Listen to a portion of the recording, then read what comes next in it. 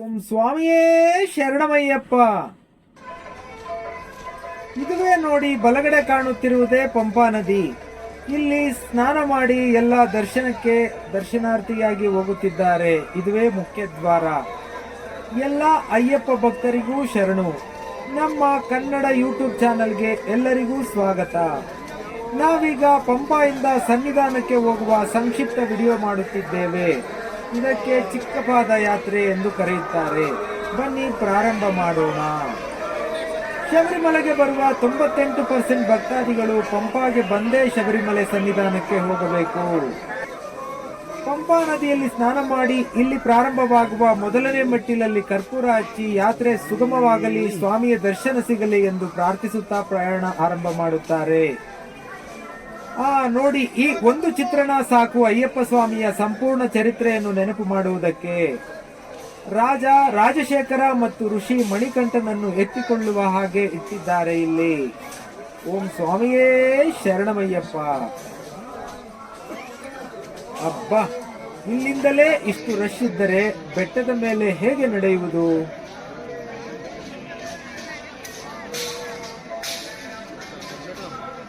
ಉಸಿರಾಡಲು ಕೂಡ ಕಷ್ಟವಾಗುತ್ತದೆ ಜಾಮ್ ಆಗಿಬಿಟ್ಟರೆ.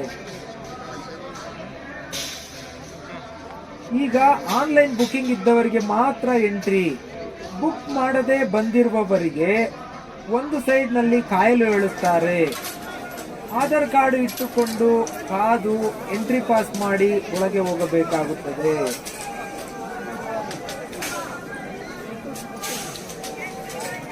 ನಾವು ಬುಕ್ ಮಾಡಿಕೊಂಡು ಬಂದಿದ್ದರಿಂದ ನಮಗೆ ಆ ಸಮಸ್ಯೆ ಆಗಲಿಲ್ಲ.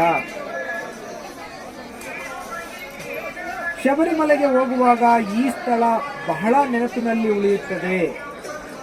ಇಲ್ಲಿ ಎಲ್ಲಾ ದೇವರುಗಳ ಸಂಗಮ ಸ್ಥಳವೆಂತಲೂ ಹೇಳಬಹುದು. ಮುಖ್ಯವಾಗಿ ಕನ್ನಿಮೂಲ ಗಣಪತಿ ಮತ್ತು ಶಿವ ಮತ್ತು ಪಾರ್ವತಿ, ಸುಬ್ರಹ್ಮಣ್ಯ ಗುಡಿ, ನಾಗದೇವತೆಯರು ಮತ್ತು ಆಂಜನೇಯ ಸ್ವಾಮಿಯ ದೇವಸ್ಥಾನವಿದೆ. ಅದೇ ನೋಡಿ ಕೆಟ್ಟು ನೀರ ಮಂಟಪಂ, ಅಂದರೆ ಶಬರಿಮಲೆ ಸನ್ನಿಧಾನದಲ್ಲಿ 18 ಮೆಟ್ಟಿಲು ಇದೆ. ಅದು ಮಾಲೆ ಧರಿಸಿ ಇರುಮುಡಿ ಹೊತ್ತುಕೊಂಡು ಹೋಗುವವರಿಗೆ ಮಾತ್ರ ಹತ್ತಲು ಬಿಡುತ್ತಾರೆ. ಆದ್ದರಿಂದ ಇರುಮುಡಿ ಕಟ್ಟಿಕೊಳ್ಳದೆ ಬರುವ ಭಕ್ತಾದಿಗಳಿಗೆ ಇಲ್ಲಿ ಮಾಲೆ ಹಾಕಿ ಇರುಮುಡಿ ಕಟ್ಟುತ್ತಾರೆ. ಇಲ್ಲೇ ಕನ್ನಿಮೂಲ ಗಣಪತಿ ದೇವಸ್ಥಾನದ ಹಿಂಭಾಗದಲ್ಲಿದೆ. ದೇವಸ್ಥಾನದ ಸಮಿತಿಯವರು ಈ ರೀತಿ ಅನುಕೂಲ ಮಾಡಿದ್ದಾರೆ. ಓಂ ಸ್ವಾಮಿಯೇ ಶರಣಮಯ್ಯಪ್ಪ. ನೀವು ಇರುಮುಡಿ ಇಲ್ಲದೆ ಬಂದರೆ ಇಲ್ಲೇ ಇರುಮುಡಿಯನ್ನು ಕಟ್ಟಿಕೊಳ್ಳಿ. ಕೇರಳದ ಅರಣ್ಯ ವಲಯದಲ್ಲಿ ಶಬರಿಮಲೆ ಬರುವುದರಿಂದ ಫಾರೆಸ್ಟ್ ವತಿಯಿಂದ ಭಕ್ತಾದಿಗಳಿಗೆ ಸ್ವಾಗತ ಕೋರುತ್ತಿದ್ದಾರೆ. ಇಲ್ಲಿಂದ ಮುಂದೆ ಹೋದರೆ ಸೆಕ್ಯೂರಿಟಿ ಸ್ಕ್ಯಾನಿಂಗ್ ಇರುತ್ತದೆ. ಬೀಡಿ ಸಿಗರೇಟು, ಬೆಂಕಿ ಪೊಟ್ಟಣ, ಗುಟ್ಕಾ ಮತ್ತು ಸ್ಫೋಟಕ ವಸ್ತುಗಳನ್ನು ತಡೆಗಟ್ಟಲು ಸ್ಕ್ಯಾನ್ ಮಾಡಿ ಕಳಿಸುತ್ತಾರೆ. ಇಲ್ಲಿ 2 ಸಾಲು ಇರುವುದರಿಂದ ಬೇಗ ಹೋಗುತ್ತಿದೆ. ಅಲ್ಲಿಂದ ಮುಂದೆ ಮಹಿಳಾ ಪೊಲೀಸರು ಮಹಿಳೆಯರಿಗೆ ಚೆಕ್ ಮಾಡಿ ಕಳಿಸುತ್ತಾರೆ. 10 ವರ್ಷ ಮೇಲ್ಪಟ್ಟ ಹೆಣ್ಣು ಮಕ್ಕಳು ಮತ್ತು 50 ವರ್ಷ ಕೆಳಗೆ ಇರುವ ಮಹಿಳೆಯರಿಗೆ ಶಬರಿಮಲೆಯಲ್ಲಿ ಅನುಮತಿ ಇರುವುದಿಲ್ಲ. ಆದ್ದರಿಂದ ಡಾಕ್ಟರ್ ಸರ್ಟಿಫಿಕೇಟ್ ಕಡ್ಡಾಯವಾಗಿ ತೋರಿಸಬೇಕಾಗುತ್ತದೆ. ಹಬ್ಬ, ಸ್ಕ್ಯಾನಿಂಗ್ ಮಾಡಿ ಬಂದಾಯ್ತು. ಇನ್ನು ಇದೇ ರೀತಿ ಸನ್ನಿಧಾನದವರೆಗೂ ಲೈನ್ ಸ್ಟಾಪ್ ಆಗದೆ ಮೂವ್ ಆಗಿಬಿಟ್ರೆ ಸಾಕನಿಸುತ್ತದೆ. ಆದರೆ ಅಯ್ಯಪ್ಪನ ಇಚ್ಛೆ ಏನಿದೆಯೋ ಹಾಗೇ ಆಗುವುದು. ಓಂ ಸ್ವಾಮಿಯೇ ಶರಣಮಯ್ಯಪ್ಪ. ಇಲ್ಲಿ ನೋಡಿ, ಒಂದು ಕಡೆ ಆಂಬ್ಯುಲೆನ್ಸ್ ರೆಡಿ ಇರುತ್ತದೆ ಭಕ್ತರಿಗೆ ಸಮಸ್ಯೆ ಆದರೆ ಹಾಸ್ಪಿಟಲ್ ತೋರಿಸಲು. ಮತ್ತೆ ಇಲ್ಲೂ ಸಹ ಡೋಲಿ ಇದೆ ನೋಡಿ. ಇಲ್ಲಿಂದ 3600 ರೂಪಾಯಿ ಒಂದ್ ಸೈಡ್ಗೆ ತೆಗೆದುಕೊಳ್ಳುತ್ತಾರೆ ಡೋಲಿಯವರು. ಮಾತಾಡಿದ್ರೆ 3000 ರೂಪಾಯಿಗೆ ಬರಬಹುದು. ಮತ್ತೆ ಎಳನೀರು ವ್ಯವಸ್ಥೆ ಇಲ್ಲಿದೆ. ಭಕ್ತಾದಿಗಳು 40 ರೂಪಾಯಿ ಕೊಟ್ಟು ಎಳನೀರು ಕುಡಿದು ಶಕ್ತಿಯನ್ನು ತೆಗೆದುಕೊಂಡು ಬೆಟ್ಟ ಹತ್ತಲು ಪ್ರಾರಂಭ ಮಾಡುತ್ತಾರೆ. ಬನ್ನಿ, ನಾವು ಎಳನೀರು ಕುಡಿದು ಮುಂದೆ ಸಾಗೋಣ. ಸ್ನೇಹಿತರೆ, ಇಲ್ಲಿ ನೋಡಿ, ಒಂದು ಕಡೆ ಮೆಟ್ಟಿಲು ಹಾಕಿದ್ದಾರೆ, ಇನ್ನೊಂದು ಕಡೆ ಕಲ್ಲು ಮುಳ್ಳು ಪಾದಕ್ಕೆ ಹೂವಿನ ಹಾದಿ ಎನ್ನುತ್ತಾರಲ್ಲ ಹಾಗೆ ಸಿಮೆಂಟಿನ ಜೊತೆಗೆ ಸಣ್ಣ ಸಣ್ಣ ಕಲ್ಲುಗಳನ್ನು ಹಾಸಿದ್ದಾರೆ. ನೋಡಿ, ಪ್ರತಿಯೊಬ್ಬ ಭಕ್ತರು ಸಹ ಗಂಭೀರವಾಗಿ ಹೋಗುತ್ತಿದ್ದಾರೆ. ಎಲ್ಲರದು ಒಂದೇ ಗುರಿ, ಸ್ವಾಮಿಯ ದರ್ಶನ. ಅಲ್ಲಿವರೆಗೆ ಏಕಾಗ್ರತೆ ಬೇಕು ಎಂದು ಸ್ವಾಮಿಯ ದರ್ಶನಕ್ಕಾಗಿ ಸ್ವಾಮಿ ಶರಣಂ ಕೂಗುತ್ತಾ ಹೋಗುತ್ತಿದ್ದಾರೆ. ನಾವೀಗ ಗಮನವನ್ನು ಬೇರೆ ಕಡೆ ಹರಿಸೋಣ. ಸೃಷ್ಟಿ ಹೇಗಾಯಿತು, ಸೃಷ್ಟಿಯ ಕಾಲಚಕ್ರ ಹೇಗೆ ನಡೆಯಿತು ಎಂಬುದರ ಬಗ್ಗೆ ಒಂದು ದೃಷ್ಟಿ ಹರಿಸೋಣ. ಮಾನವನಲ್ಲಿರೋ ಸೃಷ್ಟಿಯ ತತ್ವಗಳು 18. ಅದ್ಯಾವುದೆಂದು ನೋಡೋಣ. ಮೊದಲು ಪರಾತ್ಪರ ಹುಟ್ಟಿ ಇದರಿಂದ ಶಿವ ಹುಟ್ಟಿದ್ದು, ಶಿವನಿಂದ ಶಕ್ತಿ, ಶಕ್ತಿಯಿಂದ ನಾದ, ನಾದದಿಂದ ಬಿಂದು, ಬಿಂದುವಿನಿಂದ ಸದಾಶಿವಂ, ಸದಾಶಿವಂನಿಂದ ಮಹೇಶ್ವರ, ಮಹೇಶ್ವರನಿಂದ ಈಶ್ವರ, ಈಶ್ವರನಿಂದ ರುದ್ರ, ರುದ್ರನಿಂದ ವಿಷ್ಣು, ವಿಷ್ಣುವಿನಿಂದ ಬ್ರಹ್ಮ, ಬ್ರಹ್ಮನಿಂದ ಆತ್ಮ, ಆತ್ಮನಿಂದ ದಹರಾಕಾಶ, ದಹರಾಕಾಶದಿಂದ ವಾಯು, ವಾಯುವಿನಿಂದ ಅಗ್ನಿ, ಅಗ್ನಿಯಿಂದ ಜಲ, ಜಲದಿಂದ ಪೃಥ್ವಿಯಿಂದ ಔಷಧಿಗಳು, ಔಷಧಗಳಿಂದ ಆಹಾರ, ಇದರಿಂದ ನರ, ಮೃಗ, ಪಶು, ಪಕ್ಷಿ, ಸ್ಥಾವರ, ಜಂಗಮಗಳು ಹುಟ್ಟಿದವು. ಈಗ ಸೃಷ್ಟಿಯ ಕಾಲಚಕ್ರ. ಪರಾಶಕ್ತಿ ಆದಿಯಲ್ಲಿ ನಡೆದಿದೆ. ಇದುವರೆಗೂ 50 ಶಿವ, ವಿಷ್ಣು, ಬ್ರಹ್ಮರು ಬಂದಿದ್ದಾರೆ. ಈಗ 51ನೇ ಬಾರಿ ನಡೀತಾ ಇದೆ. 1 ಕೃತಯುಗ, 2 ತ್ರೇತಾಯುಗ, 3 ದ್ವಾಪರಯುಗ, 4 ಕಲಿಯುಗ. 4 ಯುಗಕ್ಕೆ 1 ಮಹಾಯುಗ, 71 ಮಹಾಯುಗಕ್ಕೆ 1 ಮನ್ವಂತರ, 14 ಮನ್ವಂತರಕ್ಕೆ 1 ಸೃಷ್ಟಿ, 1 ಕಲ್ಪ, 15 ಸಂಧಿಗೆ 1 ಪ್ರಳಯ, 1 ಕಲ್ಪ. 1000 ಯುಗ ಆದ್ರೆ ಬ್ರಹ್ಮನಿಗೆ 1 ಹಗಲು ಸೃಷ್ಟಿ, 1000 ಯುಗ ಆದ್ರೆ 1 ರಾತ್ರಿ ಪ್ರಳಯ, 2000 ಯುಗಕ್ಕೆ 1 ದಿನ. ಬ್ರಹ್ಮನ ವಯಸ್ಸು 51 ಸಂವತ್ಸರ. ಇದುವರೆಗೂ 27 ಮಹಾಯುಗಗಳು ಕಳೆದಿವೆ. 1 ಕಲ್ಪಕ್ಕೆ 1 ಹಗಲು 432 ಕೋಟಿ ಸಂವತ್ಸರಗಳು. 7200 ಕಲ್ಪಗಳಿಗೆ ಬ್ರಹ್ಮನಿಗೆ 100 ಸಂವತ್ಸರಗಳು. 14 ಜನ ಮನುಗಳು. ಈಗ ನಾವು ವೈವಸ್ವತ ಮನ್ವಂತರದ ಶ್ವೇತ ವಾರಹ ಯುಗದಲ್ಲಿ ಇದ್ದೇವೆ. 5 ಗುರು ಭಾಗಕ್ಕೆ ಕಾಲಕ್ಕೆ 60 ಸಂವತ್ಸರ, 1 ಗುರು ಭಾಗಕ್ಕೆ ಕಾಲಕ್ಕೆ 12 ಸಂವತ್ಸರ, 1 ಸಂವತ್ಸರಕ್ಕೆ 6 ಋತುಗಳು, 1 ಸಂವತ್ಸರಕ್ಕೆ 3 ಕಾಲಗಳು, 1 ದಿನಕ್ಕೆ 2 ಭಾಗದ ಹಗಲು ರಾತ್ರಿ, 1 ಸಂವತ್ಸರಕ್ಕೆ 12 ಮಾಸಗಳು, 1 ಸಂವತ್ಸರಕ್ಕೆ 2 ಅಯನಗಳು, 1 ಸಂವತ್ಸರಕ್ಕೆ 27 ಕಾರ್ತಿಕಗಳು, 1 ಮಾಸಕ್ಕೆ 30 ತಿಥಿ, 27 ನಕ್ಷತ್ರಗಳು. ವಿವರಣೆ: 12 ರಾಶಿ, 9 ಗ್ರಹ, 8 ದಿಕ್ಕು, 108 ಪಾದಗಳು. 1 ವಾರಕ್ಕೆ 7 ದಿನ. ಪಂಚಾಂಗದಲ್ಲಿ 1 ತಿಥಿ, 2 ವಾರ, 3 ನಕ್ಷತ್ರ, 4 ಕರ್ಣ, 5 ಯೋಗ. ಸೃಷ್ಟಿ ಯಾವತ್ತೂ ತ್ರಿಗುಣಗಳಿಂದನೇ ಇರುತ್ತೆ. ದೇವತೆಗಳು, ಜೀವಿಗಳು, ಚರಾಚರ ವಸ್ತುಗಳು ಎಲ್ಲ ಈ 3 ಗುಣಗಳಿಂದ ಕೂಡಿದೆ. 1 ಸತ್ವಗುಣ, 2 ರಜೋಗುಣ, 3 ತಮೋಗುಣ. ಪಂಚಭೂತಗಳ ಆವಿರ್ಭಾವ: 1 ಆತ್ಮನಿಂದ ಆಕಾಶ, 2 ಆಕಾಶದಿಂದ ವಾಯು, 3 ವಾಯುವಿನಿಂದ ಅಗ್ನಿ, 4 ಅಗ್ನಿಯಿಂದ ಜುಲೈ, 5 ಜಲದಿಂದ ಭೂಮಿ ಆವಿರ್ಭವಿಸಿದೆ. ಮಾನವ ದೇಹ ತತ್ವಗಳು: 1 ಶಬ್ದ, 2 ಸ್ಪರ್ಶ, 3 ರೂಪ, 4 ರಸ, 5 ಗಂಧ. ಪಂಚಕರ್ಮೇಂದ್ರಿಯಗಳು: ಕಿವಿ, ಚರ್ಮ, ಕಣ್ಣು, ನಾಲಿಗೆ, ಮೂಗು. ಪಂಚ ಪ್ರಾಣೇಂದ್ರಿಯಗಳು: ಅಪಾನ, ಸಮಾನ, ಪ್ರಾಣ, ಉದಾನ, ವ್ಯಾನ. ಅಂತರಿಂದ್ರಿಯಗಳು: ಮನಸ್ಸು, ಬುದ್ಧಿ, ಚಿತ್ತ, ಜ್ಞಾನ. ಅಹಂಕಾರ: ವಾಕು, ಪಾಣಿ, ಪಾದಂ, ಗುಹ್ಯಾಂ, ಗುದಂ. ಅರಿಷಡ್ ವರ್ಗಗಳು: ಕಾಮ, ಕ್ರೋಧ, ಮೋಹ, ಲೋಭ, ಮದ, ಮಾತ್ಸರ್ಯ. 3 ಶರೀರದಲ್ಲಿ 1 ಸ್ಥೂಲ, 2 ಸೂಕ್ಷ್ಮ, 3 ಕಾರಣ.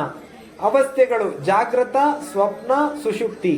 ಷಡ್ಭಾವ ವಿಕಾರಗಳು: ಇರುವುದು, ಹುಟ್ಟುವುದು, ಬೆಳೆಯುವುದು, ಪರಿಣಮಿಸುವುದು, ಕ್ಷೀಣಿಸುವುದು, ನಶಿಸುವುದು. ಷಡ್ಕರ್ಮಗಳು: ಹಸಿವು, ಬಾಯಾರಿಕೆ, ಶೋಕ, ಮೋಹ, ಜರ, ಮರಣ. ಸಪ್ತ ಧಾತುಗಳು: ಚರ್ಮ, ರಕ್ತ, ಮಾಂಸ, ಮೇಧಸ್ಸು, ಮಜ್ಜೆ, ಮೂಳೆ, ಶುಕ್ಲಂ. ಜೀವಿಗಳು: ವಿಶ್ವ, ತೇಜ, ಪ್ರಜ್ಞಾ. ತ್ರಿಕರ್ಮಗಳು: ಪ್ರಾರಬ್ಧ, ಆಗಾಮಿ, ಸಂಚಿತ. ಕರ್ಮಗಳು: ಪಚನ, ಆದಾನ, ಗಮನ, ವಿಸ್ತಾರ, ಆನಂದ. ಗುಣಗಳು: ಸತ್ವ, ರಜೋ, ತಮ. ಸದ್ಯಕ್ಕೆ ಇಷ್ಟು ಸಾಕು. ಮಾನವ ದೇಹದಲ್ಲಿರೋ 14 ಲೋಕಗಳು, ಇದರ ಬಗ್ಗೆ ಮುಂದೆ ನೋಡೋಣ. ಶರಣಮಯ್ಯಪ್ಪ. ಅಬ್ಬಾ, ಕಷ್ಟಪಟ್ಟು ನೀಲಿಮಲೆ ಬೆಟ್ಟ ಹತ್ತಿ ಮುಗಿಸಿ ಈಗ ಅಪ್ಪಾಜಿ ಮೇಡು ಹತ್ತುತ್ತಿದ್ದೇವೆ. ಎಂಥವರಿಗಾದರೂ ಬಾಡಿಯಲ್ಲಿ ವೈಬ್ರೇಷನ್ ಆಗುತ್ತದೆ. ಅಷ್ಟು ಕ್ಲಿಷ್ಟವಾದ ಬೆಟ್ಟ. ನಾವು ಸಹ ಎಲ್ಲೂ ನಿಲ್ಲದೆ ನಡೆದು ಬರುತ್ತಿದ್ದೇವೆ. ಈಗ ಸಮಯ ಸಂಜೆ 5:30 ಆಯಿತು. ಹೇಗಾದರೂ ಇವತ್ತೇ ಸ್ವಾಮಿಯ ದರ್ಶನ ಸಿಗಬಹುದೆಂಬ ನಂಬಿಕೆಯಿಂದ ನೋಡಿ ಈಗ ಅಪ್ಪಾಜಿ ಮೇಡುನ ಉಂಡವಳಿಪಾಡು ಪಾಯಿಂಟ್ ಬಳಿ ಬಂದಿದ್ದೇವೆ. ಹಿಂದಿನ ಕಾಲದಿಂದಲೂ ಇಲ್ಲಿ ಉಂಡೆಯನ್ನು ವನದೇವತೆಗೆ ಅರ್ಪಿಸಿ ಮುಂದೆ ಹೋಗುತ್ತಾರೆ. ನಾವು ಸಹ ಉಂಡೆ ತೆಗೆದು ಅರಣ್ಯದಲ್ಲಿ ಹಾಕಿ ಮುಂದೆ ಹೊರಟೆವು. ನಾವು ಹೋಗುವ ಮಾರ್ಗದಲ್ಲಿ ಅಲ್ಲಲ್ಲಿ 18 ಶೆಡ್ಗಳನ್ನು ಹಾಕಿದ್ದಾರೆ. ಭಕ್ತಾದಿಗಳು ಬಿಸಿಲಿನಲ್ಲಿ ಬರುತ್ತಾರೆ, ದಣಿವಾರಿಸಿಕೊಂಡು ಬರಲಿ ಎಂದು. ಅಲ್ಲಲ್ಲಿ ಅಂಗಡಿ ಮುಂಗಟ್ಟುಗಳಿವೆ. ಕೂಲ್ ಡ್ರಿಂಕ್ಸ್ ಸಿಗುತ್ತದೆ, ಹಣ್ಣಿನ ಜ್ಯೂಸ್ಗಳು ಮತ್ತು ಮೆಡಿಕೇಟೆಡ್ ವಾಟರ್ ಸಹ ಸಿಗುತ್ತದೆ. ಆರೋಗ್ಯ ಕೇಂದ್ರಗಳನ್ನು ಅಲ್ಲಲ್ಲೇ ಸ್ಥಾಪನೆ ಮಾಡಿದ್ದಾರೆ. ಇನ್ನೂ ಸ್ವಲ್ಪ ಹೊತ್ತಿನಲ್ಲಿ ಅಪ್ಪಾಜಿ ಬೆಟ್ಟದ ಟಾಪ್ಗೆ ಹೋಗಲಿದ್ದೇವೆ. ನೋಡಿ, ಸಂಜೆ 6 ಗಂಟೆಯಲ್ಲೂ ಎಲ್ಲರೂ ಬೆವರುತ್ತಿದ್ದಾರೆ. ವಾವ್, ನೋಡಿ ಎಷ್ಟು ಅದ್ಭುತವಾಗಿ ಕಾಣುತ್ತಿದೆ. ಇರುಮುಡಿ ಎಲ್ಲ ಯೂನಿಫಾರ್ಮ್ ಆಗಿ ಒಂದೇ ಲೆವೆಲ್ ಆಗಿ ಕಾಣುತ್ತಿದೆ. ನೋಡಲು ಎಷ್ಟು ಚೆನ್ನಾಗಿದೆ ಅಲ್ಲವೇ? ಈ ಬೆಟ್ಟ ಹತ್ತಿ ಬಿಟ್ಟರೆ ಮತ್ತೆ ಹತ್ತುವುದು ಇರುವುದಿಲ್ಲ. ಸಮತಟ್ಟಾದ ಭೂಮಿ ಸಿಗುತ್ತದೆ ನಮಗೆ. ಮುಂದೆ ಒಂದು ಸೇತುವೆ ಸಿಗುತ್ತದೆ. ಆ ಸೇತುವೆಯಿಂದ ಕೆಳಗಿನ ರಸ್ತೆಗೆ ಅಯ್ಯಪ್ಪನ ಹಾದಿ ಅಥವಾ ಕತ್ತೆದಾರಿ ಅಂತ ಕರೆಯುತ್ತಾರೆ. ಹಿಂದೆ ಕತ್ತೆಗಳು ಶಬರಿಮಲೆಗೆ ಬೇಕಾದ ಸಾಮಾನುಗಳನ್ನು ಆ ದಾರಿಯಲ್ಲೇ ಒತ್ತು ತರುತ್ತಿತ್ತು. ಈಗ ಅದೇ ರಸ್ತೆಯಲ್ಲೇ ಟ್ರಾಕ್ಟರ್ಗಳು ಬರುತ್ತದೆ.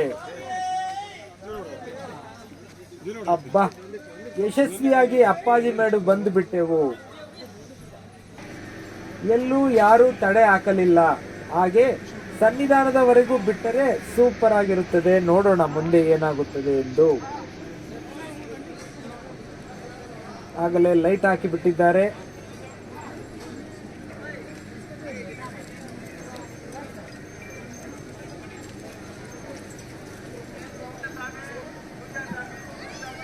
ಬನ್ನಿ ಮುಂದೆ ಹೋಗೋಣ. ಈ ದೃಶ್ಯ ನೋಡಿ ಎಷ್ಟು ವಿಹಂಗಮವಾಗಿದೆ. ಅಸಂಖ್ಯಾತ ಭಕ್ತರು ಹತ್ತುತ್ತಿರುವುದು. ಕತ್ತಲಾಗುತ್ತಿದೆ. ತಾತ್ಕಾಲಿಕ ಬೆಳಕು ಬಂದು ಬಿಟ್ಟಿದೆ. ಅಯ್ಯೋ, ಇಲ್ಲಿ ನೋಡಿ, ದೇವಸ್ಥಾನದ ಸಮಿತಿಯವರು ಅಲ್ಲಲ್ಲಿ ಹಗ್ಗ ಕಟ್ಟಿ ತಡೆ ಮಾಡುತ್ತಿದ್ದಾರೆ. ಇನ್ನು ಹೋದಂಗೆ ಇದ್ದೇವೆ. ಒಂದು ಹಗ್ಗದಿಂದ ಇನ್ನೊಂದು ಹಗ್ಗಕ್ಕೆ ಕನಿಷ್ಠ 5 ನಿಮಿಷ 10 ನಿಮಿಷ ನಿಲ್ಲಿಸುತ್ತಿದ್ದಾರೆ. ಇಲ್ಲಿ ನೋಡೋಣ, ನಿಧಾನವಾಗಿ ಹೋಗೋಣ. 10 ನಿಮಿಷ ತಡೆಯುತ್ತಾರೆ, 5 ನಿಮಿಷ ಬಿಡುತ್ತಾರೆ. ರಸ್ತೆಯಲ್ಲಿ ಟ್ರಾಫಿಕ್ ಪೊಲೀಸ್ ಸಿಗ್ನಲ್ ಕೊಟ್ಟು ನಿಲ್ಲಿಸುವ ಹಾಗೆ ಹಗ್ಗ ಕಟ್ಟಿ ನಿಲ್ಲಿಸುತ್ತಿದ್ದಾರೆ. ಏನು ಮಾಡುವುದು? ಅಂತೂ ಇಂತೂ ನಿಂತು ಶರಂಗುತ್ತಿ ಬಂದು ತಲುಪಿದೆವು. ಶರಂಗುತ್ತಿಯ ವಿಶೇಷವೇನೆಂದರೆ, ಮೊದಲ ವರ್ಷ ಮಾಲೆ ಧರಿಸಿ ಬರುವವರಿಗೆ ಕನ್ನಿಸ್ವಾಮಿ ಅಂತ ಕರೆಯುತ್ತಾರೆ. ಕನ್ನಿಸ್ವಾಮಿಗಳು ಇಲ್ಲಿ ಬಂದು ಬಾಣವನ್ನು ತೆಗೆದುಕೊಂಡು ಚುಚ್ಚಿ ಬರಬೇಕು. ಅದು ಇಲ್ಲಿನ ಪದ್ಧತಿ. ಇದಕ್ಕೆ ಪುರಾಣ ಕಾರಣ ಏನು ಹೇಳುವುದೆಂದರೆ, ಮಹಿಷಿಯು ತನ್ನ ದೇಹವನ್ನು ತ್ಯಜಿಸಿದಾಗ ಅಯ್ಯಪ್ಪನನ್ನು ವಿವಾಹವಾಗು ಎಂದು ಕೇಳುತ್ತಾಳೆ. ಆಗ ಅಯ್ಯಪ್ಪ ಸ್ವಾಮಿಯು ಶಬರಿಮಲೆಗೆ ಯಾವ ವರ್ಷ ಕನ್ನಿಸ್ವಾಮಿ ಬರುವುದಿಲ್ಲವೋ ಆಗ ನಾನು ನಿನ್ನನ್ನು ವಿವಾಹವಾಗುತ್ತೇನೆ ಎಂದು ಹೇಳುತ್ತಾರೆ ಎಂಬ ಪ್ರತೀತಿ ಇದೆ. ಆದ ಕಾರಣ ಮಹಿಷಿ ಪ್ರತಿ ವರ್ಷ ಇಲ್ಲಿ ಬಂದು ನೋಡಿ ನಿರಾಶೆಯಿಂದ ಹೊರಟು ಹೋಗುತ್ತಾಳೆ ಎಂದು ಮಾತನಾಡಿಕೊಳ್ಳುತ್ತಾರೆ. ನೋಡಿ, ಆ ಸ್ಥಳದಲ್ಲೇ ಬಾಣವನ್ನು ಚುಚ್ಚಿ ಬರುವುದು. ಸರತಿ ಸಾಗುತ್ತಿಲ್ಲ. ಭಕ್ತಾದಿಗಳ ಸಂಖ್ಯೆ ಹೆಚ್ಚಾಗುತ್ತಿದೆ. ಜಾಮ್ ಆಗಿಬಿಟ್ಟಿದೆ ನೋಡಿ. 7 ಗಂಟೆ ಆಯಿತು. ತುಂಬಾ ಕಷ್ಟ ಆಗುತ್ತಿದೆ. ಹಗ್ಗ ಕಟ್ಟಿದ್ದಾರೆ, ಹಗ್ಗ ತೆಗಿತಾ ಇಲ್ಲ. ಸ್ನೇಹಿತರೆ, ಇವತ್ತು ದರ್ಶನ ಕನಸಿನ ಮಾತು ಆಗುತ್ತಿದೆ. ಸ್ನೇಹಿತರೆ, ಇಲ್ಲಿವರೆಗೂ ಹಾಗೆ ಅನಿಸಲಿಲ್ಲ, ಆದರೆ ಈಗ ಹಾಗೆ ಅನಿಸುತ್ತಿದೆ. ಹೇಗೆಂದರೆ, ದೇವಸ್ಥಾನದ ಮಂಡಳಿಯವರು ದೊಡ್ಡ ಪಾದದಲ್ಲಿ ನಡೆದು ಬರುವವರಿಗೆ ಕರಿಮಲೆಯಲ್ಲೇ ಪಾಸ್ ಕೊಟ್ಟು ಅಂಥವರಿಗೆ ಕೂಡಿ ಹಾಕದೆ ಮುಂದೆ ಕಳಿಸಿದ್ದರೆ ಎಷ್ಟು ಚೆನ್ನಾಗಿರುತ್ತಿತ್ತು ಅಂತ, ಅಲ್ಲವೇ? ಪಾಪ, ಸ್ವಂತ ಊರುಗಳಿಂದ ನಮ್ಮನ್ನು ಶೆಡ್ನಲ್ಲಿ ಕೂಡಿ ಹಾಕಿದ್ದಾರೆ. 1.5 ಗಂಟೆ. ತಿರುಪತಿಯ ಹಾಗೆ ಅಲ್ಲಿ ದೊಡ್ಡ ದೊಡ್ಡ ಶೆಡ್, ಇದು ಚಿಕ್ಕ ಶೆಡ್ ಅಷ್ಟೇ. ಟಿವಿಯಲ್ಲಿ ಶಬರಿಮಲೆಯನ್ನು ನೋಡಬಹುದು. ಕುಡಿಯಲು ನೀರು ಮತ್ತು ಬಿಸ್ಕೆಟ್ ಕೊಟ್ಟರು. ನಾವು ಅಂದುಕೊಂಡಿದ್ದೇವೆ ಇಲ್ಲಿಂದ ಬಿಟ್ಟರೆ ನೇರವಾಗಿ ದರ್ಶನಕ್ಕೆ ಹೋಗಬಹುದು, ತಡೆ ಮಾಡುವುದಿಲ್ಲ ಎಂದು. ಕಾದು ನೋಡೋಣ ಏನು ಮಾಡುತ್ತಾರೆಂದು. ತುಂಬಾ ಚಿಕ್ಕದಾಗೇ ಇದೆ ಶೆಡ್, ಅಷ್ಟೇನು ದೊಡ್ಡದಿಲ್ಲ. ತೊಂದರೆ ಇಲ್ಲ, ಕಾಯುತ್ತಿದ್ದೇವೆ. ನೋಡಿ, ಇಲ್ಲಿ ಬಲಭಾಗದಲ್ಲಿ ಕಾಣುವುದೆಲ್ಲ ಶೆಡ್ಗಳೇ. ಸದ್ಯ ನಾವು 1.5 ಗಂಟೆ ಪೂರ್ತಿ ಮಾಡಿ ಹೊರಗೆ ಬಂದಿದ್ದೇವೆ. ನೋಡಿ, ಮೇಲೆ ಬಿಸಿಲಿಗೆ ಅಂತ ಬಟ್ಟೆ ಕಟ್ಟಿದ್ದಾರೆ ಹಗಲಿನಲ್ಲಿ. ಬೇಗ ಬೇಗ ನಡೆಯುತ್ತಿದ್ದೇವೆ. ಕತ್ತಲೆ.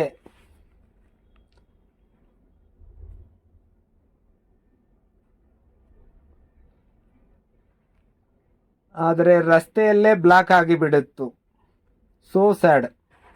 ಈಗ ರಾತ್ರಿ 11 ಗಂಟೆ ಆಯಿತು. ಇನ್ನು ಸ್ವಲ್ಪ ಹೊತ್ತಿನಲ್ಲಿ ಹರಿವರಾಸನಂ ಹಾಕಿ ದೇವಸ್ಥಾನದ ಬಾಗಿಲು ಮುಚ್ಚುತ್ತಾರೆ. ಆದರೆ ನಾವು ರಸ್ತೆಯಲ್ಲೇ ಇದ್ದೇವೆ. ಮನಸ್ಸಿಗೆ ತುಂಬ ಕಷ್ಟ ಆಗುತ್ತಿದೆ. ಓಂ ಸ್ವಾಮಿಯೇ ಶರಣಮಯ್ಯಪ್ಪ. ರಾತ್ರಿ 2 ಗಂಟೆಗೆ 18 ಮೆಟ್ಟಿಲ ಬಳಿ ಬಂದಿದ್ದೇವೆ. ರಾತ್ರಿ 11 ಗಂಟೆಗೆ ದೇವರನ್ನು ಮಲಗಿಸಿದ್ದೇವೆ ಎಂದು ಹಾಡು ಹಾಕಿದ್ದರು. ದೇವಸ್ಥಾನ ಮುಚ್ಚಿದ್ದಾರೆ. ಈಗ ನಮ್ಮನ್ನು 2 ಗಂಟೆಗೆ ದೇವಸ್ಥಾನದ ಒಳಗೆ ಕಳಿಸುತ್ತಿದ್ದಾರೆ. ಕೇಳಿದರೆ ಭಕ್ತರ ಸಂಖ್ಯೆ ಜಾಸ್ತಿ ಇದೆ ಎಂದು ಹೇಳುತ್ತಾರೆ.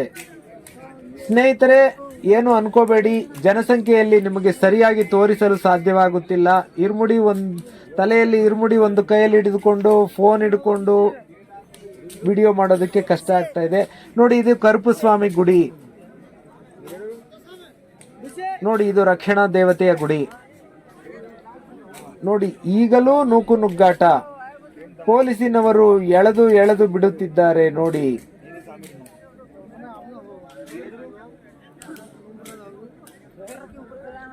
ಈಗ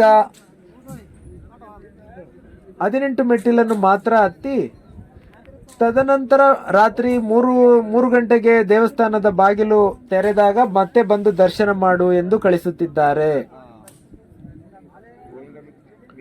ಓಂ ಸ್ವಾಮಿಯೇ ಶರಣಮಯ್ಯಪ್ಪ.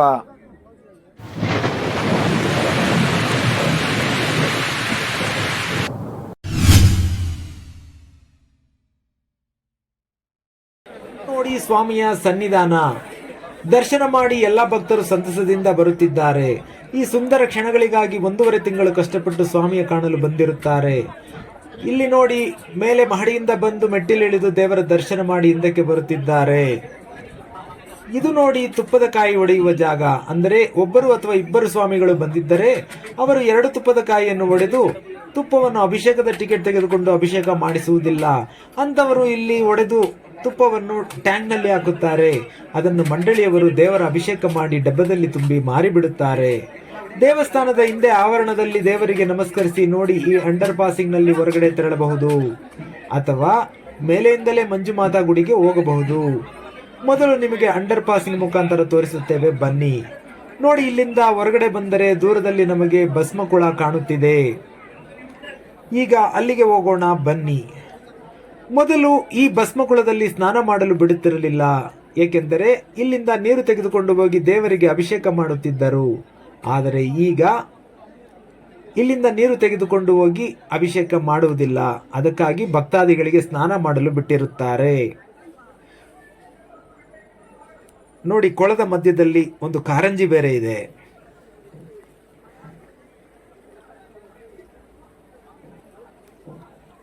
ಓ, ಇಲ್ಲಿ ರಾಶಿ ರಾಶಿ ತೆಂಗಿನ ಸಸಿ ಇದೆ ನೋಡಿ.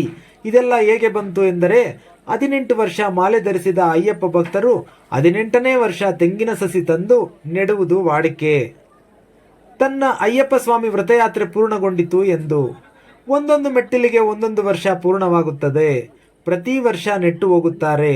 ಆದರೆ ಮುಂದಿನ ವರ್ಷ ಬಂದು ನೋಡಿದರೆ ಅಲ್ಲಿ ಸಸಿಗಳೇ ಇರುವುದಿಲ್ಲ. ಏನಾಗುತ್ತೋ ಗೊತ್ತಿಲ್ಲ.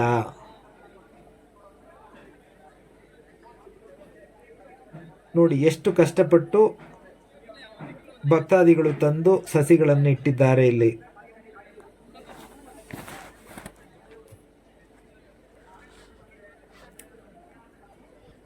ಓಂ ಸ್ವಾಮಿಯೇ ಶರಣಮಯ್ಯಪ್ಪ.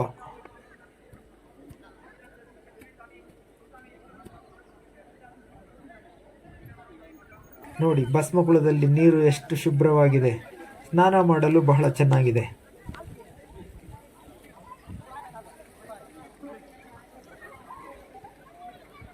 ಓಂ ಸ್ವಾಮಿಯೇ ಶರಣಮಯ್ಯಪ್ಪ. ನೋಡಿ, ದರ್ಶನ ಮುಗಿಸಿ ಹೊರ ಬಂದರೆ ಭಕ್ತಾದಿಗಳು ಎಲ್ಲಾ ಕಡೆ ಮಲಗಿದ್ದಾರೆ. ಸ್ವಲ್ಪವೂ ಜಾಗವಿಲ್ಲ. ಕೆಲವು ಗುರುಸ್ವಾಮಿಗಳು 2 ಗಂಟೆ ರಾತ್ರಿಯಲ್ಲೂ ಇರುಮುಡಿ ಬಿಚ್ಚುವ ಶಾಸ್ತ್ರ ಮಾಡುತ್ತಿದ್ದಾರೆ. ಎಲ್ಲಿ ಕಣ್ಣು ಹಾಯಿಸಿದರೂ ಅಯ್ಯಪ್ಪ ಭಕ್ತರೇ ಎಲ್ಲ ಮಲಗಿದ್ದಾರೆ. ನಾವು ಇಲ್ಲಿಂದ ಮಲಗುವ ಸ್ಥಳ ಹುಡುಕಿಕೊಂಡು ಅನ್ನದಾನದ ಛತ್ರದ ಮೇಲೆ ಹೋದೆವು.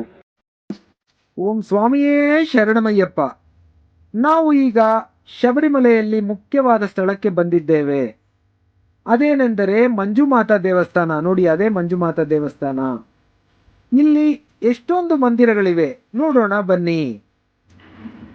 ನಾವು ಇರುಮುಡಿಯಲ್ಲಿ ತೆಗೆದುಕೊಂಡು ಹೋಗುವ ಪ್ರತಿಯೊಂದು ಸಾಮಗ್ರಿಗಳು ಇಲ್ಲೇ ಅರ್ಪಣೆ ಮಾಡುತ್ತೇವೆ. ತುಪ್ಪದ ಕಾಯಿ ಮಾತ್ರ ಅಯ್ಯಪ್ಪ ಸ್ವಾಮಿಗೆ ಅರ್ಪಿಸುತ್ತೇವೆ. ಮತ್ತೆ ಅಕ್ಕಿಯನ್ನು ಅನ್ನದಾನ ಕೌಂಟರಿನಲ್ಲಿ ಹಾಕುತ್ತೇವೆ.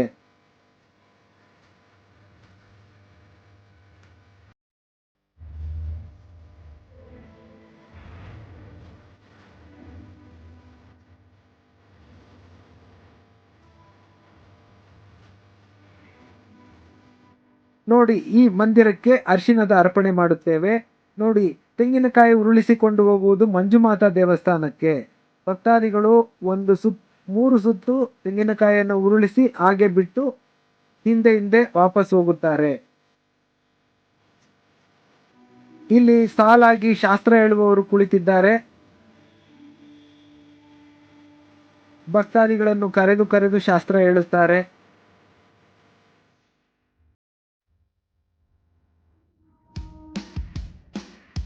ಶಿವಲಿಂಗವಿದೆ ಇಲ್ಲಿ. ಮತ್ತೆ ಈ ಮರಕ್ಕೆ ಅರಿಕೆಗಳನ್ನು ಕಟ್ಟುತ್ತಾರೆ.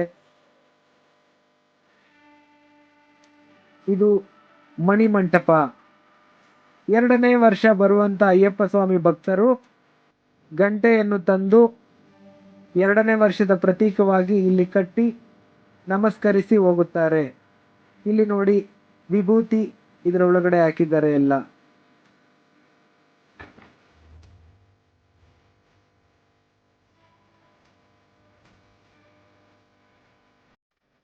ನೋಡಿ, ಸಾಲಾಗಿ ಮಂದಿರಗಳಿವೆ.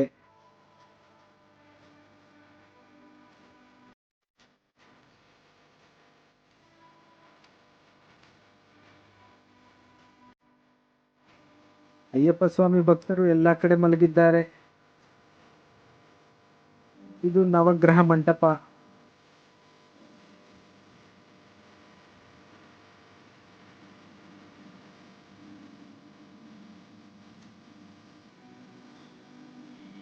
ನವಗ್ರಹ ಮಂಟಪಕ್ಕೆ ಪೂಜಾ ಸಾಮಗ್ರಿಗಳನ್ನು ಅರ್ಪಣೆ ಮಾಡುತ್ತಾರೆ. ಇಲ್ಲಿ ಒಂದು ಪ್ರದಕ್ಷಿಣೆ ಹಾಕಿ ಮತ್ತೆ ಮುಂದೆ ಹೋಗುತ್ತಾರೆ.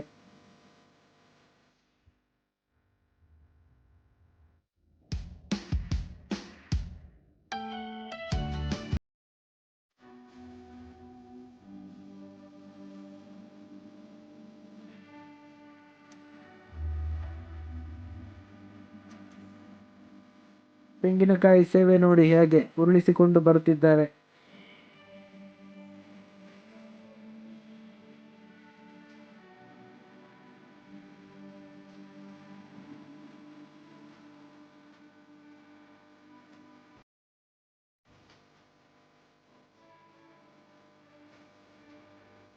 ಇಲ್ಲಿಂದ ಬಂದು ಹೊರಗಡೆಗೆ ಹಿಂದೆ ಹೋಗುತ್ತಾರೆ ಎಲ್ಲ. ಇಲ್ಲಿಗೆ ಮಂಜುಮಾತಾ ದರ್ಶನ ಮುಕ್ತಾಯವಾಗುತ್ತದೆ. ಒಂದು ಸಾರಿ ದರ್ಶನ ಮಾಡಿಕೊಳ್ಳೋಣ ಬನ್ನಿ.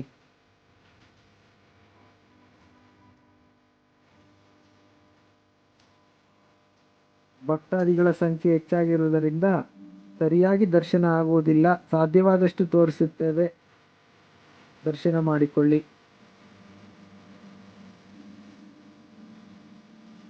ಮಾಳಿಗಪುರತ್ತಮ್ಮ ಅಂತ ಕರೆಯುತ್ತಾರೆ.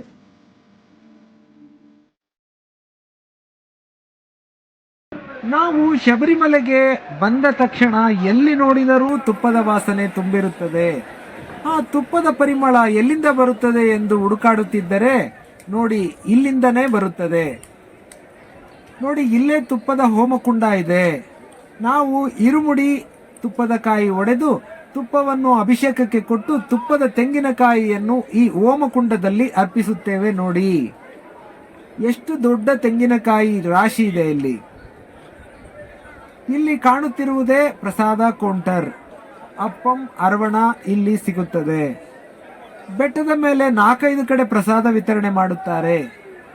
ಈ ಶೆಡ್ನ ಕೊನೆಯಲ್ಲಿ ಪ್ರಸಾದ ಕೂಡ ಕೊಡುತ್ತಾರೆ. 20 ರೂಪಾಯಿ ಟಿಕೆಟ್ ತೆಗೆದುಕೊಳ್ಳಬೇಕಾಗುತ್ತದೆ ಅಷ್ಟೇ. ಓಂ ಸ್ವಾಮಿಯೇ ಶರಣಮಯ್ಯಪ್ಪ. ಶಬರಿಮಲೆಯಲ್ಲಿ ಧರ್ಮಸ್ಥಳ ತಿರುಪತಿಯಲ್ಲಿರುವ ಹಾಗೆಯೇ ಅನ್ನದಾನ ಮಂಟಪವಿದೆ. ಇಲ್ಲಿ ಬರುವ ಜನಸಂಖ್ಯೆಗೆ ಸ್ಥಳದ ಅಭಾವವಿಲ್ಲದೆ ಎಲ್ಲರಿಗೂ ಊಟದ ವ್ಯವಸ್ಥೆ ಆಗುತ್ತದೆ.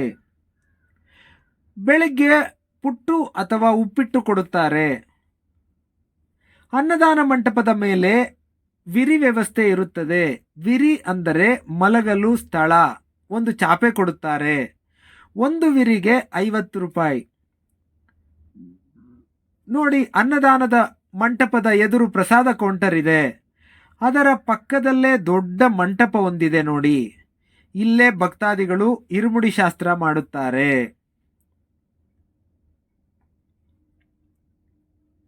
ಸ್ನೇಹಿತರೆ, ಬನ್ನಿ ಶಬರಿಮಲೆ ಮೇಲೆ ಇರುವ ಅನ್ನದಾನ ಮಂಟಪಕ್ಕೆ ಹೋಗೋಣ. ಈಗ ನಾವು ಊಟದ ಸಾಲಿನಲ್ಲಿದ್ದೇವೆ. ಸಾಲಿನಲ್ಲಿ ಹೋಗುವಾಗ ಸಿಬ್ಬಂದಿಯವರು ಟೋಕನ್ ಕೊಟ್ಟು ಕಳಿಸುತ್ತಾರೆ ಒಳಗಡೆ. ಹಬ್ಬ, ನೋಡಲು ಅದ್ಭುತವಾಗಿದೆ. ಬೃಹದಾಕಾರವಾದ ಮಂಟಪ ನೋಡಿ. ಟೇಬಲ್ ಕುರ್ಚಿ ಎಲ್ಲ ಹೊಳೆಯುತ್ತಿದೆ. ಗಾಳಿ ಬೆಳಕು ತುಂಬ ಚೆನ್ನಾಗಿದೆ. ಊಟ ಮಾಡಲು ಬಹಳ ಅನುಕೂಲಕರವಾದ ವಾತಾವರಣ ಕಾಣಿಸುತ್ತಿದೆ ನೋಡಿ. ಕೊಟ್ಟಿರುವಂಥ ಟೋಕನ್ ಅನ್ನು ಮತ್ತೆ ವಾಪಸ್ ತೆಗೆದುಕೊಂಡು ಹೋಗುತ್ತಿದ್ದಾರೆ. ಬಹುಶಃ ಎಷ್ಟು ಜನ ಊಟ ಮಾಡಿದ್ದಾರೆಂಬ ಲೆಕ್ಕ ಸಿಗಲಿ ಎಂದು ಇರಬೇಕು.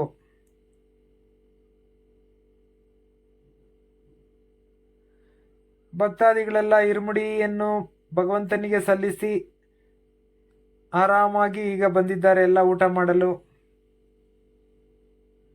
ಊಟ ಇಲ್ಲಿ ಬೆಳಗ್ಗೆ ಮತ್ತು ಸಂಜೆ ಊಟ ಇರುತ್ತದೆ.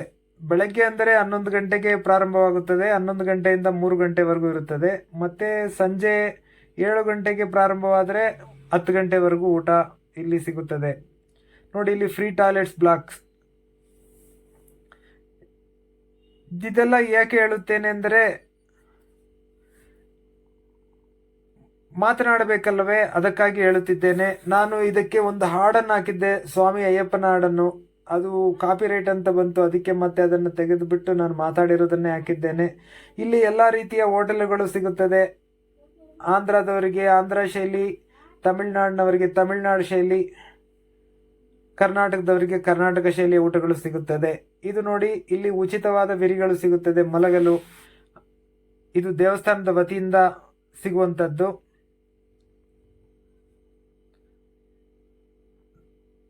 ನೋಡಿ, ಡೋನರ್ಸ್ ಈ ದೊಡ್ಡ ಮಂಟಪವನ್ನು ಕಟ್ಟಿಕೊಟ್ಟಿದ್ದಾರೆ. ಇಲ್ಲಿ 4 ಹಂತದ ಮಲಗುವ ಸ್ಥಳವಿದ್ದು ಇಲ್ಲಿ ಚಾಪೆಯನ್ನು ಕೊಡುತ್ತಾರೆ. ಚಾಪೆಗೆ ಅಡ್ವಾನ್ಸ್ ಅನ್ನು ತೆಗೆದುಕೊಳ್ಳುತ್ತಾರೆ.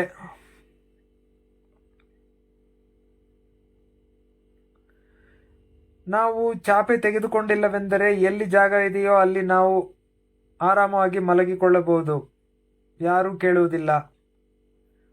ನೀಟಾಗಿಟ್ಟಿರುತ್ತಾರೆ. ಅಂದರೆ ಭಕ್ತಾದಿಗಳು ಬಂದು ಇಲ್ಲಿ ಇರುಮುಡಿ ಶಾಸ್ತ್ರವನ್ನು ಮಾಡಿದಾಗ ಅಕ್ಕಿ ಮತ್ತು ಪೂಜಾ ಸಾಮಗ್ರಿಗಳನ್ನು ಬಿಟ್ಟು ಹೋಗುತ್ತಾರೆ. ಪ್ಲಾಸ್ಟಿಕ್ ಪೇಪರ್ನೆಲ್ಲ ಸ್ವಲ್ಪ ಉಳಿಸಿ ಹೋಗುತ್ತಾರೆ. ಅದೇ ಸ್ವಲ್ಪ ಕಸ ಆಗುತ್ತದೆ. ಬಾಕಿ ನೋಡಿ, ಇದು ನೀರು ಟ್ಯಾಂಕ್, ದೊಡ್ಡ ನೀರು ಟ್ಯಾಂಕ್ ಶಬರಿಮಲೆಗೆ ವ್ಯವಸ್ಥೆ. ಇಲ್ಲಿಂದಲೇ ಕಾಂಕ್ರೀಟ್ ರಸ್ತೆಗಳಿದೆ, ವೈದ್ಯಕೀಯ ವ್ಯವಸ್ಥೆಗಳಿದೆ ನೋಡಿ. ನಾವು ಸನ್ನಿಧಾನದಿಂದ ಎತ್ತರದಲ್ಲಿದ್ದೇವೆ ನೋಡಿ. ಈ ರಸ್ತೆಯಲ್ಲಿ ಹೋದರೆ ಸನ್ನಿಧಾನವನ್ನು ಸೇರಬಹುದು.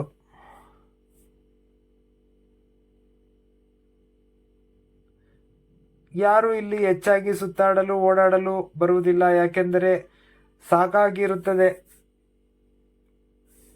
ದರ್ಶನ ಮಾಡಲು ತುಂಬ ಜನ ಇದ್ದದ್ದರಿಂದ ಎಲ್ಲರಿಗೂ ಸಾಕಾಗಿದೆ. ಇಲ್ಲಿ ಮೆಡಿಕೇಟೆಡ್ ವಾಟರ್ ಯಾವಾಗಲೂ ಸಿಗುತ್ತದೆ. ಆದ್ದರಿಂದ ಇಲ್ಲಿ ಕೋಲ್ಡ್ ನೆಗಡಿ ಆಗುವುದಿಲ್ಲ. ಇದು ಪುಲ್ಮೇಡ್ ಕಡೆಯಿಂದ ಬರುವ ರಸ್ತೆ. ಬನ್ನಿ ಇನ್ನು ಮುಂದೆ ಹೋಗಿ ನೋಡೋಣ.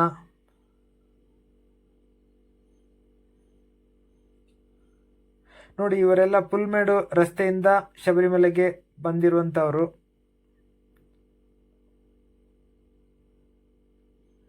ಇವರಿಗೆ ಪಂಪಾ ನದಿಯಿಂದ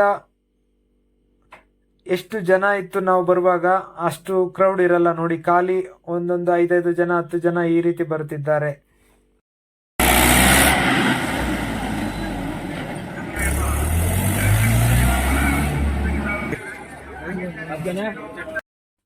ಇದೇ ನೋಡಿ ಶಬರಿಮಲೆಯಲ್ಲಿ ಇರುವ ದೊಡ್ಡ ಮಂಟಪ. ಇಲ್ಲಿ ಭಜನೆ, ಸಾಂಸ್ಕೃತಿಕ ಕಾರ್ಯಕ್ರಮಗಳು ನಡೆಯುತ್ತದೆ. ಇಲ್ಲಿ ನೋಡಿ, ಈ ಕ್ಯೂ ಪುಲ್ಮೇಡ್ ಕಡೆಯಿಂದ ಬರುವ ಭಕ್ತರ ದರ್ಶನ ಕ್ಯೂ 18 ಮೆಟ್ಟಿಲಿನ ಬಲಭಾಗದಲ್ಲಿ ಬಂದು ಸೇರಿಕೊಳ್ಳುತ್ತದೆ. ಎಡಭಾಗದಲ್ಲಿ ಪಂಪಾ ಕಡೆಯಿಂದ ಬಂದ ಭಕ್ತರು ನಿಂತಿದ್ದಾರೆ. ಆದ್ದರಿಂದಲೇ ನಾವು ಹೇಳುವುದು, ಪಂಪಾದಲ್ಲಿ ರಶ್ ಇರುವುದು ಗೊತ್ತಾದರೆ ಪುಲ್ಮೇಡ್ ಕಡೆಯಿಂದ ಬನ್ನಿ, ನೇರವಾಗಿ 18ನೇ ಮೆಟ್ಟಿಲಿಗೆ ಬರುತ್ತೀರಾ. ಓಂ ಸ್ವಾಮಿಯೇ ಶರಣಮಯ್ಯಪ್ಪ. ನೋಡಿ, ಎಲ್ಲರ ಸಂಗಮ ಇಲ್ಲೇ ಆಗುತ್ತದೆ. ಎರಡೂ ಕ್ಯೂಗಳು ಇಲ್ಲೇ ಬಂದು ಸೇರುತ್ತದೆ. ಸ್ವಾಮಿಯೇ ಶರಣಮಯ್ಯಪ್ಪ. ಇಲ್ಲಿಗೆ ಶಬರಿಮಲೆ ಯಾತ್ರೆಯ ವಿಡಿಯೋ ಮುಕ್ತಾಯ ಆಯಿತು. ವಿಡಿಯೋ ಇಷ್ಟ ಆಗಿದ್ದರೆ ನಮ್ಮ ಕನ್ನಡ ಚಾನಲ್ ಅನ್ನು ಸಬ್ಸ್ಕ್ರೈಬ್ ಮಾಡಿಕೊಂಡು ಶೇರ್ ಮಾಡಿ. ವಿಡಿಯೋ ನೋಡಿದ್ದಕ್ಕೆ ಧನ್ಯವಾದಗಳು. ಓಂ ಸ್ವಾಮಿಯೇ ಶರಣಮಯ್ಯಪ್ಪ.